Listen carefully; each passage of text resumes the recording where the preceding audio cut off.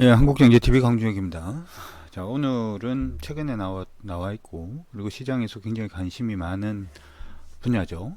인공지능 부분인데, 이 부분에 대해서 최근에, 지금 AI 전략센터에서 리포트가 하나 나와서 같이 한번 좀 보도록 하고요.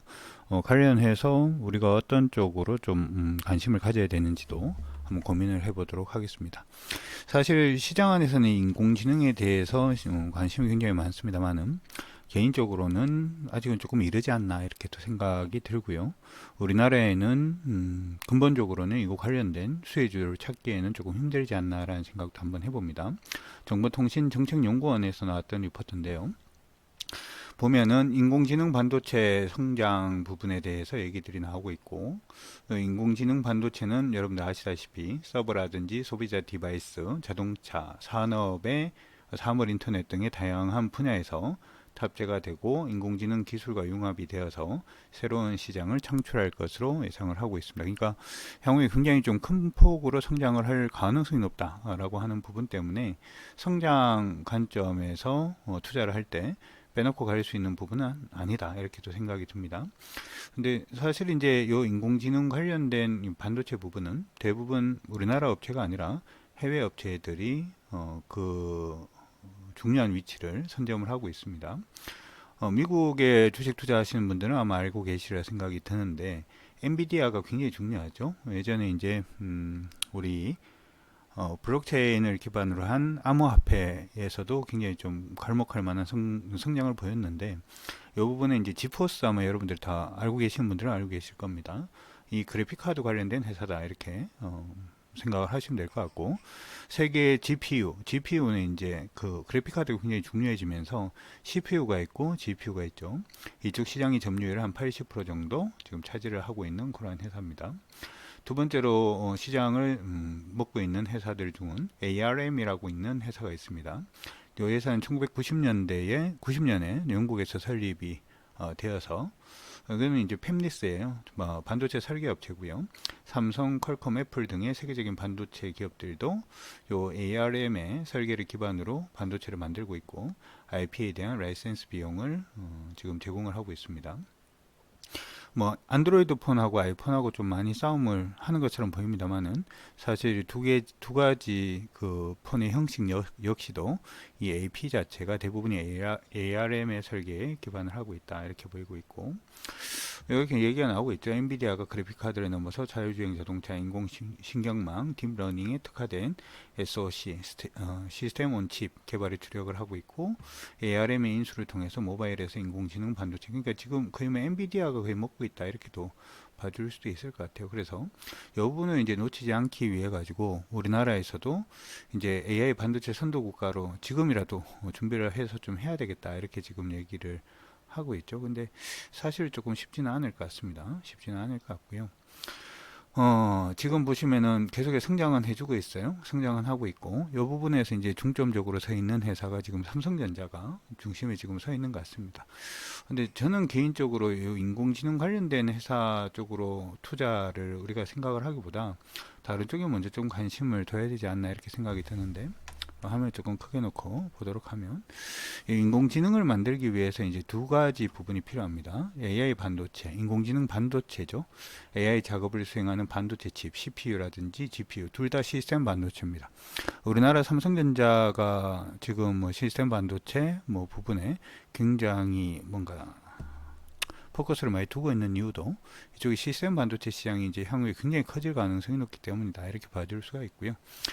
반도체 칩 대조 예를 들면 퀄컴이라든지 인텔 다 아는 회사죠, 그렇죠? 그런 엔비디아 같은 회사들, 그 다음에 반도체 칩의 설계, ARM 아까 이제 봤던 그러한 회사들입니다. 두 번째는 AI 인프라가 구축이 되어 있어야지 인공지능이 될 수가 있는데 이번에 AI 비즈니스 구축을 위한 클라우드 환경의 하드웨어 성능을 제공을 하고 있는 부분 아마존이라든지 아니면 MS 그쵸? 구글 클라우드라든지 하는 부분이 이제 그러한 부분인데 사실 저는 인공지능 부분에서는 두 가지를 생각을 해볼 수가 있을 것 같아요. 삼성전자가 지금 보면은 퀄컴이라든지 인텔이라든지 엔비디아에 필적할 만큼은 아닙니다. 그렇죠? 그렇기 때문에 이쪽 관련돼서 기술 개발이라든지 팹립스 부분이 계속해서 좀 성장을 할 것으로 보이고, 근데 그건 어떻게 보면은 삼성제가 계속해서 연구 개발을 해나가는 부분이기 때문에 수혜를 볼 수 있는 부분은 만약에 이제 되면 대박이 될 거고, 지금 약간 좀 전국시대 비슷한데 우리나라의 삼성전자가 조금 약한 축에 이제 끼기 때문에 조금 지켜봐야 될 것 같고요.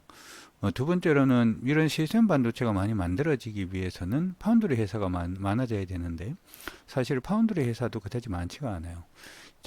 예전에 제가 한번 얘기를 들었는데, 우리나라에 이제 그 팹리스 업체, 소위 말해서 반도체를 설계하는 업체들 같은 경우에는 작년 기준으로 보더라도 한 70% 정도가 적자가 났거든요.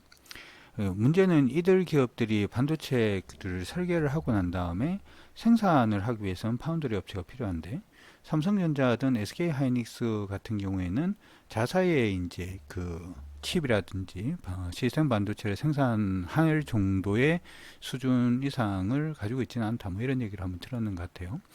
그래서 이런 팹립스 업체들이 반도체를 설계하고 난 다음에 수혜를 볼 수 있는 가장 주된 회사가 우리가 알고 있는 DB하이텍은 이제 파운드리 회사죠. 근데 요 규모 자체가 계속해서 커질 수밖에 없기 때문에 시스템 반도체, 소위 말해서 AI 반도체가 됐던 시스템 반도체를 키우기 위해서는 이 파운드리 업체들의 그 투자 설비 자체가 계속해서 좀 증가를 해야 된다라고 충분히 생각을 할 수가 있죠. 그래서 이쪽 관련돼서 관심을 가지고 있고, 이 부분이 이제 향후에 지속적으로 성장을 한다라고 생각을 하면 일단 파운드리 장비 업체들을 좀 관심을 가지는 게 어떨까 싶습니다. 많이 오르긴 했습니다만은 어쩔 수 없이 이 파운드리의 규모 자체를 키우기 위해서는 파운드리 장비 업체들 계속해서 성장을 할 수밖에 없기 때문에 이 부분도 좀 관심을 가져두시면 좋을 것 같고요. 두 번째는 클라우드 환경입니다.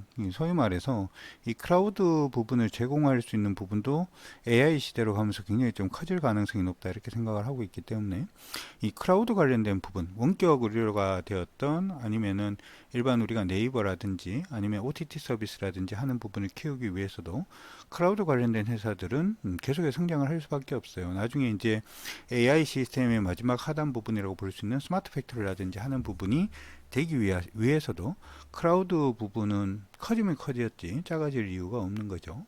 그래서 지금 우리나라 같은 경우에는 AI를 통해서 본격적으로 돈을 벌 수 있는 시기는 저는 아직은 아니다, 이렇게 생각을 하고요.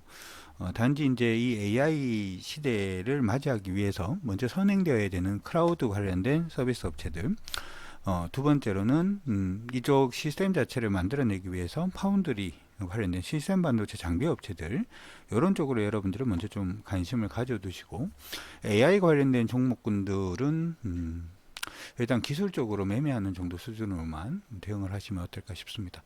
이 내용은 여러분들 나중에 이제 검색을 하실 수 있는 분들은 전체적인 리포트 부분을 여러분들 공짜로 받으실 수도 있으니까 정보통신정책연구원에 들어가셔가지고 리포트 한번 보시면 또 도움이 될 것으로 보이니까 참고하시고 수익 나시는데 도움이 되셨으면 좋을 것 같습니다. 지금까지 저는 한국경제TV 강준혁이었습니다.